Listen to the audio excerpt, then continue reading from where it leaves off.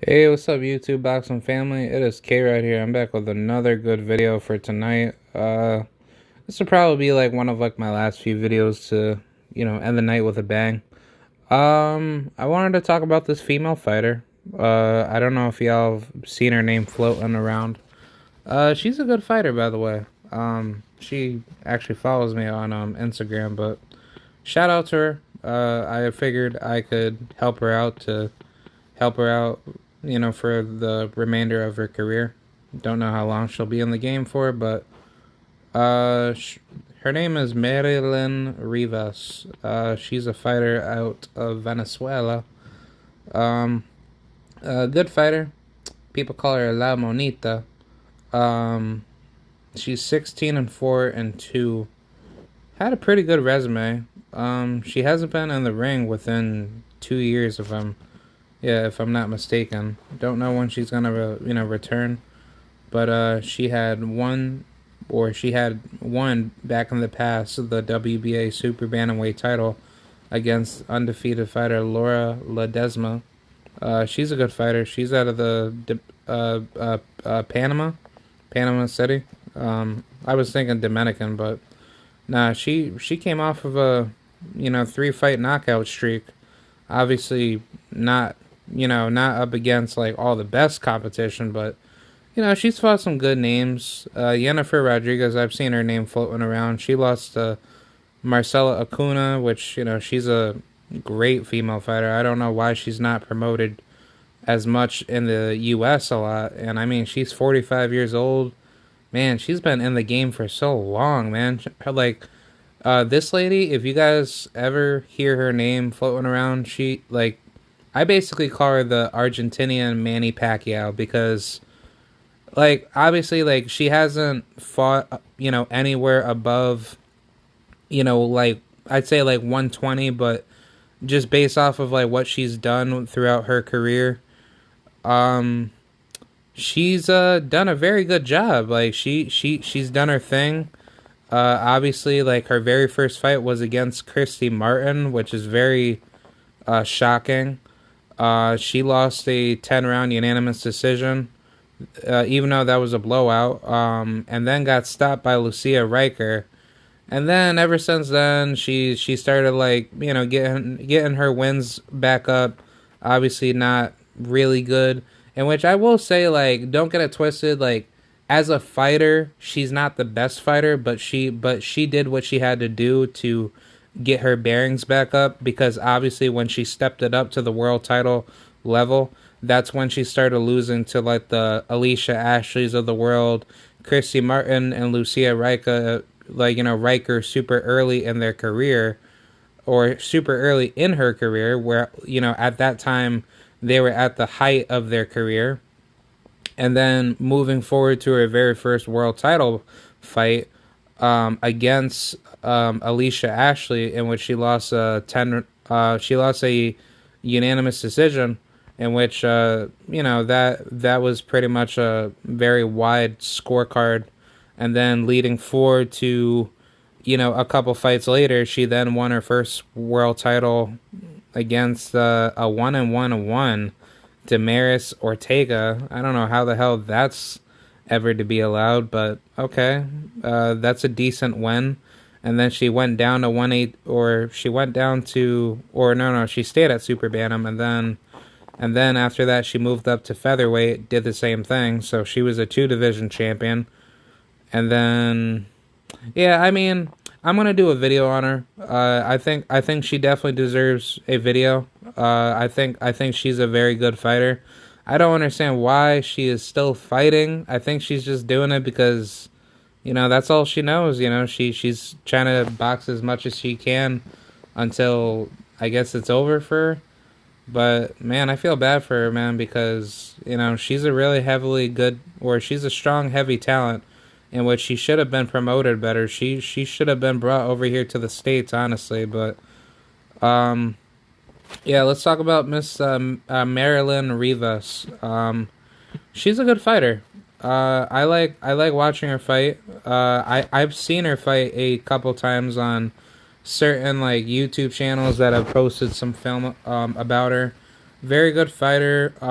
She is, or she used to be a champion. I don't think she holds up the belt no more at super bantamweight. Obviously, she lost to Marcela Acuna in a IBF world title fight 4 years ago, actually. And then before that, she had a split decision draw with Diana Cordero, which she's a good fighter, by the way. She's out of Colombia. She's heavily gifted. Very good fight. I mean, I'm gonna probably just start from at the beginning. She's had a pretty good, decent career. Never been stopped. She's a tough, sturdy opponent. I'd say that the toughest, fights probably ever had to be the obviously the Zelina Munoz fight. That was a very difficult fight. That was super early in her career. Obviously that was like 12 years ago, but I don't know when she came into boxing. She's 34, so minus that from like 2007 versus, hold on, I'll just do the math right here because, I got a smartphone, baby. Yeah, 2022. Oh, no. Yeah, 2022 minus 2007. 15 years. 34 minus 15. So she came into the game at 19. Wow. Wow, she came in at 19 years old. That's very impressive. But yeah, heading into to her very first step up fight, the Zelina Munoz fight. That was a very difficult fight. She had a draw with her, and probably some would probably say that she won that fight, but very difficult fight. Can't really argue with that. She should have ran it back with her.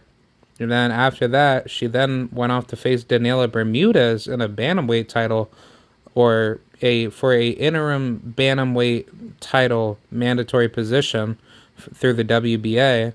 That was a good fight. And then after that, she then went off to face Marylin Rivas, in which she lost a very wide unanimous decision. Wow. That was through the IBF. And then after a couple fights later, she then won a WBA interim title against Aurelia Valente. I've heard about her. She's a good, she was a good fighter back in the day. Decent fighter, I would say, but obviously not the best. But yeah, she won against her. And then she beat Calista Salgado. I've seen her name floating around. She was never to be, I guess, not the best fighter out there, but she's definitely gained some good traction, throughout her career. Yeah, I mean, that's a good, victory. And then after that, she won her very first world title against Saida Mosquera. I've actually heard about her before. That was the same black lady that, she's a black woman from Panama that lost to, I believe, Jackie Nava, and she lost to, oh, wow, Marylin Rivas knocked her out. Whew, wow. That's very interesting. But, yeah, that is very, very interesting. But yeah, I mean, that's a good victory. I mean, Saida Mosquera, she's not like the best fighter out there, but, that's a good notable win because at the time she was 7-1-1 and she was probably at the peak of her career, so that's a good victory. And then she went on later on to defend the title, against Galina Kovela Ivanova. Good win. Obviously, she's not like the best fighter. She hasn't really had all of her, greatest wins. She did win the bantamweight championship against Askana Velis.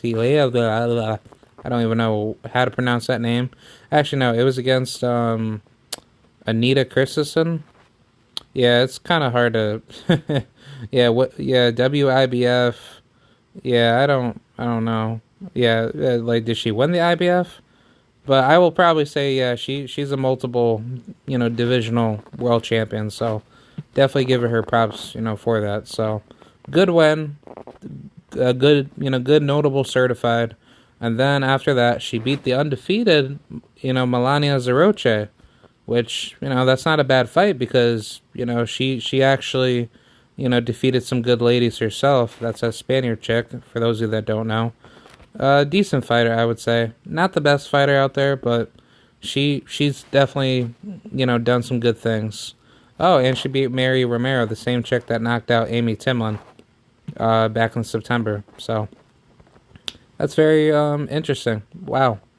So yeah, that's a good victory for Marylin Rivas. Then after that, I guess she wasn't able to defend her title, so it got vacated. So then after that, she faced Diana Cordero. I don't think she ever faced her twice. Yeah, that was the very first appearance that she fought her, and so yeah, that's a good fight. Obviously, that came to a draw, and for the WBA bantamweight title that she once had back in 2016, leading to that fight in 2017.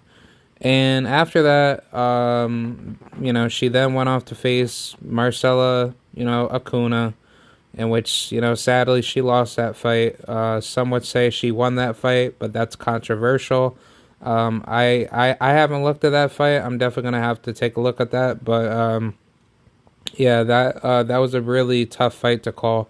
And then, surprisingly, even though it was 2 years ago, she had beat Laura Ledesma, a really good Panamanian woman that had, some good skill, that had lost her very first world title appearance to Miss Marylin Rivas. So yeah, that's pretty much it. I would highly suggest to take a look at her. She's a really, really, really heavily gifted, woman.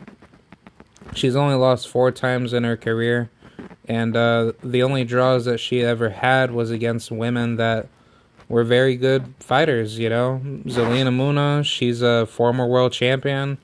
I basically just call her the Mexican Shane Mosley because, she be, oh man, she be stopping people, man. She's just crazy good, man. Even though that she got KO'd by Dina Thorsland, which was very shocking.